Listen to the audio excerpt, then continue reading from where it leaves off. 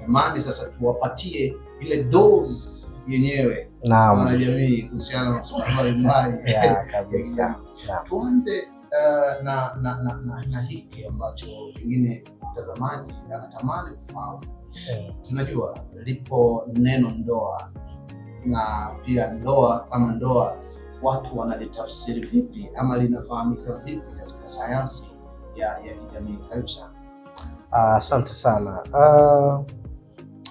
Na kwanza nizungumzie juu ya ndoa. Ndoa is a multidimensional concept, yani ni dude kubwa sana ambalo kila mmoja anapoingia humo ndani anabaki kutapatapa, anabaki kujiuliza, yani ni kama mtungi fulani hivi ambao kiukweli una dhana pana. Sasa tunapozungumzia ndoa kijamii, ndoa kwanza ni mkataba. Ni mkataba wa kijamii, ni mkataba wa kisheria baina ya mtu na mtu. Na tunapozungumzia hapa tunazungumzia baina ya mwanamume na mwanamke. Ndoa ni mkataba. Mtanielewa hapa watu wa dini kwamba ndoa ilianza kabla hizi dini ya Kikristo au ya Kiislamu. Ndoa ilianza kabla. Ilipokuja dini ilikuja kwa ajili ya kurasimisha na kulinda, lakini pia ndoa ilianza kabla ya sheria. Sheria zilikuja baadaye. Kwa hiyo ilivyokuja sheria ilikuja kufanya, ilikuja kulinda. Kwa hiyo unataka kuniambia ndoa ni mkataba wa kisheria? Ni mkataba, ni makubaliano.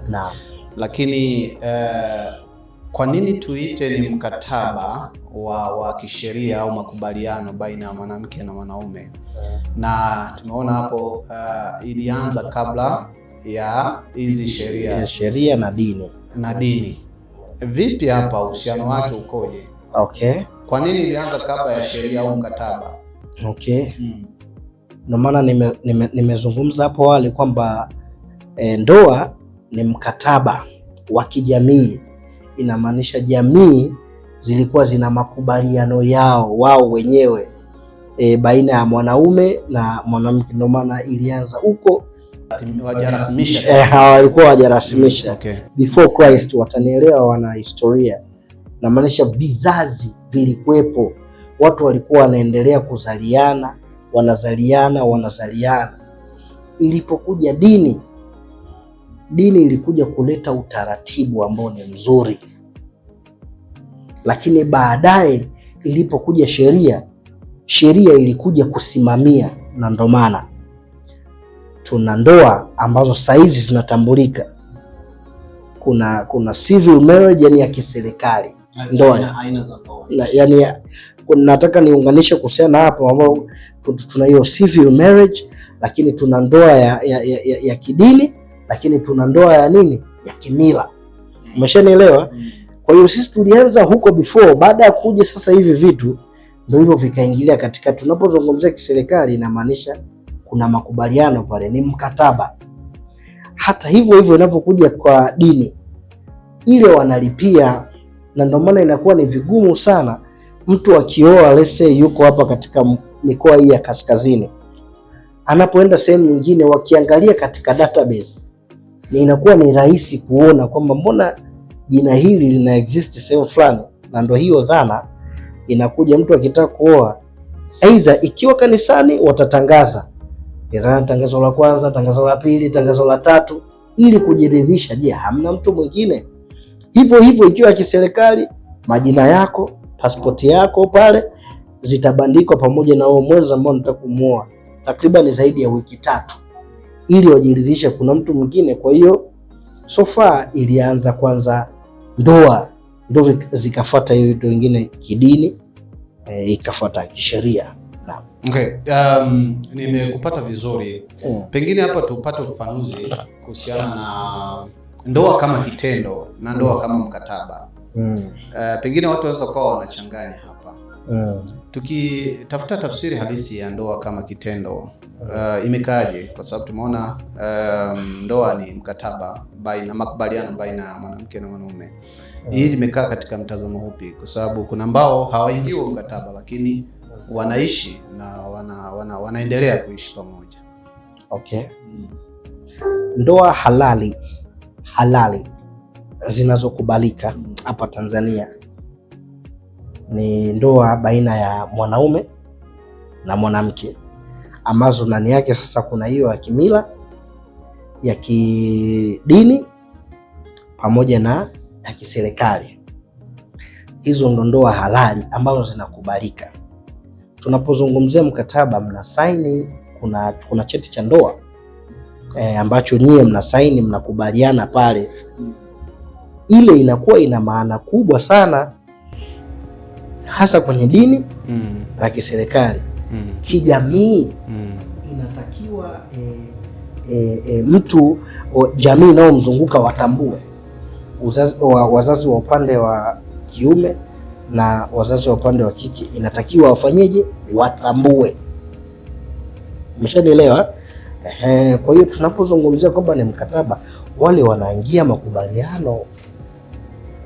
Kwa hiyo yale yanakuwa ni makubaliano kwa sababu wanasaini pale, na ndio maana inapotokea mtafaruku wa aina yoyote, labda aidha mwenza amefariki, utoaji wa ile death certificate, yani cheti cha kifo, kitategemeana sana ule mkataba ambao, cheti cha ndoa ambao mliingia.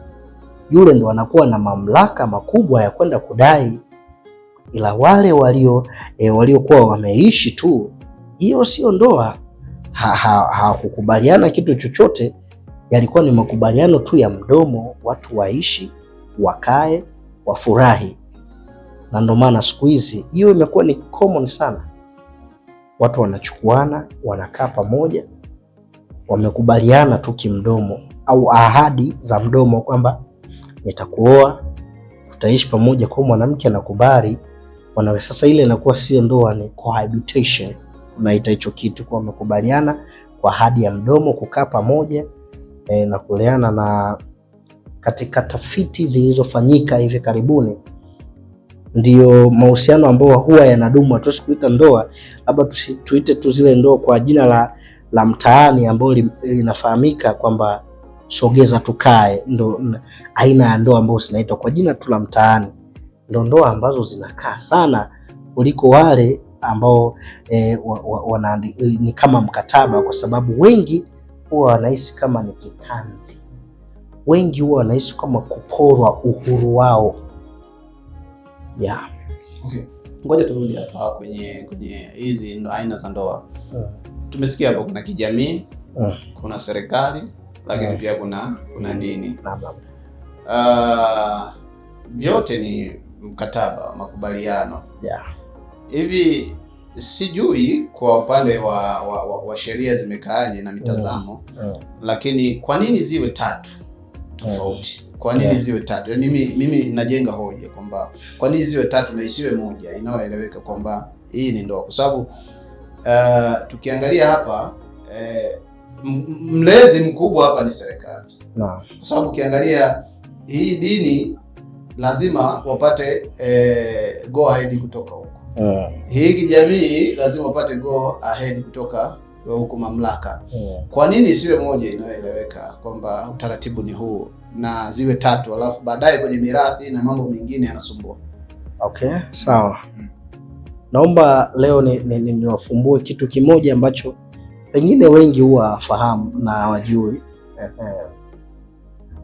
Ndugu wasikilizaji, kama walivyonisikiliza hapo mwanzoni nilipokuwa nasema kwamba ilitangulia kwanza ndoa, hivi vitu vingine vikafuata kama dini na serikali inamaanisha katika upande wa sheria vikafuata, na nikazungumza sheria yenyewe ni kusimamia, dini ni kurasimisha. Kusimamia, kurasimisha. Naam. Sasa wengi wafahamu hata ikiwa ndoa ya dini ya Kikristo ya Kiislamu, kuna gharama pale huwa analipia kwa ajili ya zile cheti. kile cheti lazima ulipie, kinalipiwa serikalini. Iwe kwa Waislamu iwe kwa Wakristo, wanalipia kile cheti. Inamaanisha mamlaka ni hii, ni moja. Kwa hiyo dini ni wasimamizi tu, kwa sababu wenyewe wataingia katika upande wa dini, hawaichukuli kama ni mkataba peke yake, ila wanachukua kama ni agano takatifu. Kwa hiyo wengi huwa wanapenda kuingia agano takatifu. Kwa hiyo wanaingia kwenye agano takatifu mbali ya ule mkataba, ni agano takatifu. Na ndio maana unakuta kuna ndoa nyingine zimekufa kimkataba, lakini kiroho hazijafa, kwa sababu tunapozungumzia ndoa kiroho si agano. Agano la nini? Agano la nafsi zetu, souls. Agano la nini? Agano la hatima zetu, destiny. Agano la nini? Agano la vizazi vyetu, generation. Sasa muunganiko wa hivyo vitu sio rahisi kuvunjika, ila huku inakuwa ni rahisi sana kuvunjika.